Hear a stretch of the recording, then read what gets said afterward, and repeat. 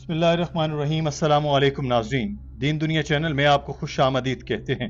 آج کل پیار میں گرفتار ہو جانا اور کسی کی نگاہوں کا اسیر ہو جانا بہت ہی عام سی بات ہو گئی ہے۔ نوجوان لڑکے لڑکیاں تو دور 12-13 سال کے بچے بھی پیار محبت کے دعوے کرتے نظر آتے ہیں۔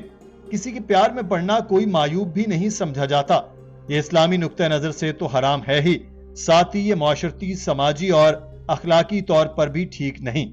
یہی وجہ ہے کہ والدین اس چیز کی حوصلہ شکنی کرتے ہیں، لیکن بچوں کو جتنا بھی سمجھائیں وہ سمجھتے نہیں ہیں۔ تو اس کا طریقہ کار کیا ہے؟ یہی سوال ڈاکٹر ذاکر نائک نے ایک لڑکی سے کیا کہ آج کل ٹین ایجر پیار میں پڑنے کا دعویٰ کرتے ہیں، کیسے میں اپنے ان دوستوں کو سمجھاؤں کہ یہ چیز صحیح نہیں ہے؟ اور دوسرا سوال یہ ہے کہ اگر پیار کا دعویٰ کرنے والے نیک ہوں تو کیا کیا جائے؟ Asking from the perspective of a teenager. Today it's very common to have people so-called falling in love, and I would like to know that how do I convince my Muslim friends who have so-called fallen in love to go about and how to refrain from falling into the vices of staring and stuff like that. And the second question is that if the girl or guy is virtuous, then how should I ask them to go about? Doctor Zakir Naik نے کہا کہ میرے خیال میں بہت زیادہ روابط یا بات چیت ایسی چیز ہے جو پیار محبت کو جنم دیتی ہے۔ اگر کسی لڑکی نے حجاب پہنا ہے یا لڑکے کی آنکھیں جھکی ہوئی ہیں تو پیار محبت کا سوال ہی پیدا نہیں ہوتا۔ کالج، یونیورسٹی میں اکثر لڑکے اور لڑکیاں آپس میں ملتے ہیں، لیکن اگر حجاب پہنا ہو تو پیار کا آدھا چانس تو ویسے ہی ختم ہو جاتا ہے، اور اگر آپ آپس میں بات نہ کریں، حال چال بھی نہ پوچھیں تو باقی آدھا چانس بھی ختم ہو جاتا ہے۔ جیسے ہی حجاب ٹوٹ جائے، ساتھ ہی یہ سلسلہ شروع ہونے کا خطرہ بڑھ جاتا ہے۔ تو ہمیں چاہیے کہ مخالف جنس سے بات بھی نہ کریں، کیونکہ جیسے ہی آپ بات کرتے ہیں حجاب ٹوٹ جاتا ہے۔ ہمیں اللہ تعالیٰ نے بنایا ہی ایسے ہے کہ ہم مخالف جنس سے اٹریکٹ ہوتے ہیں۔ جب ہم مخالف جنس سے بات کرتے ہیں اور کچھ محسوس نہیں ہوتا تو ہمیں سائیکالوجسٹ کو دکھانے کی ضرورت ہے۔ کچھ نہ کچھ تو ہونا ہی چاہیے، ورنہ آپ میں کچھ کمی ہے۔ یہ سن کر ہال میں کہے گونج اٹھے۔ So talking, walking, thinking, heart, niyat, everything put together. So when the hijab is broken in any of these aspects, there are high chances that infatuation will come. And that's how Allah subhanahu wa ta'ala, our creator, Almighty God has made us. If you keep on talking opposite sex and nothing happens to you, then you require a psychiatrist. If you keep on talking often to an opposite sex and say, I talk but nothing happens to me, so you require a psychiatrist. Something has to happen. There's something wrong with you. Doctor Zakir Naik نے کہا کہ اگر آپ بات کرتے ہیں، hello hi کہتے ہیں، ایک دوسرے کو چٹکی کاٹتے ہیں، ہنسی مذاق ہو، تو لازمی بات ہے کہ آپ کو کچھ تو ہوگا۔ اور اسکول، کالج میں ہونے والے پیار کا اسلام سے کوئی لینا دینا نہیں ہوتا۔ 99% دونوں میں کوئی نیک نہیں ہوتا۔ اگر ہوتا تو ایک رک جاتا۔ ہاں، یہ ہو سکتا ہے کہ لڑکا یا لڑکی نیک ہوں، مگر اتنے زیادہ نہیں، لیکن باقی لوگوں سے بہتر ہوں، تو چانس تو تب بھی ہے کہ پیار میں گرفتار ہو جائیں۔ مگر اسلام میں شادی سے پہلے پیار کی کوئی جگہ نہیں ہے۔ اسی لیے میں ہمیشہ کہتا ہوں کہ اس لڑکی سے پیار کرو جس سے شادی کی ہے، اس لڑکی سے شادی نہ کرو جس سے پیار کرتے ہو۔ رومیو جولیٹ، لیلا مجنو، شیری فرہاد، یہ سارے قصے کہانیاں ہیں، ان سے متاثر نہیں ہونا چاہیے۔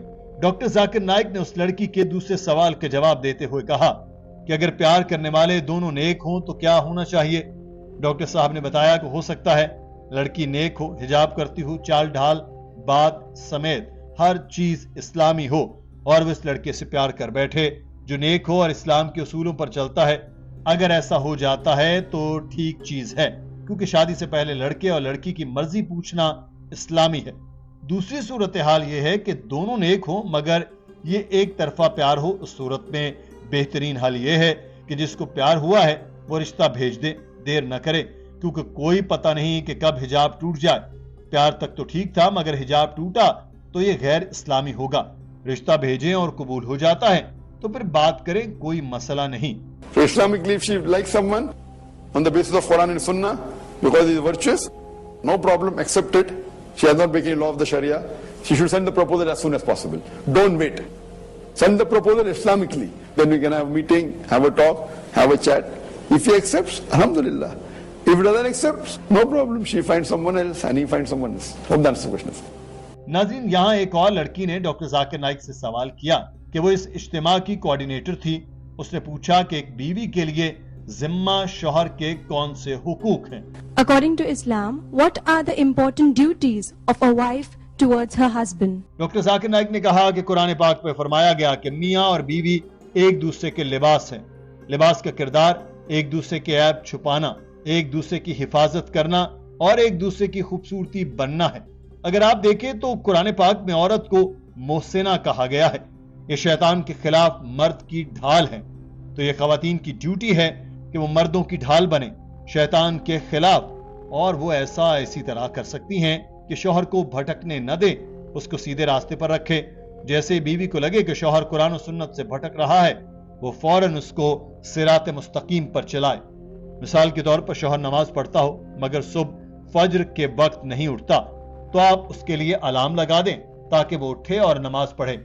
اگر آپ کو معلوم ہے کہ وہ باہر کی عورتوں کے پاس جا رہا ہے تو آپ اس سے اور زیادہ محبت کریں تاکہ وہ متاثر ہو کر آپ کے پاس لوٹ آئے. If you know he has some vices which he may have fallen into, so you see to it that you're compassionate to him. And with love, see to it that the relationship should be hand in glove. You should not be, oh, you're doing something wrong. Or the question haram. Fine. So with love and affection, you should see to it that he's on the straight path. So these are the basic ones, hand in glove and being a muhsina. Furthermore, all the duties that are there, taking care of the husband, see to it that you obey him. Doctor Zakir Naik نے کہا کہ بیوی کو شوہر کی ساری باتیں ماننی چاہیے سوائے ان کے جو قرآن و سنت کے خلاف ہیں. لیکن یہ ون وے ٹریفک نہیں ہے.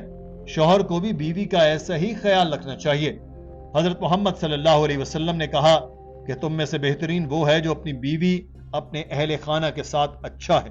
ایک اور خاتون نے سوال کیا کہ اگر شوہر اور بیوی ایک ساتھ رہ رہے ہیں، ان کی شادی کو 10-12 سال ہو گئے ہیں، مگر وہ ایک دوسرے کے ساتھ میاں بیوی کی حیثیت سے نہیں رہ رہے، صرف دنیا کو دکھانے کے لیے ایک ساتھ ہیں، تو کیا نکاح ابھی تک موجود ہے؟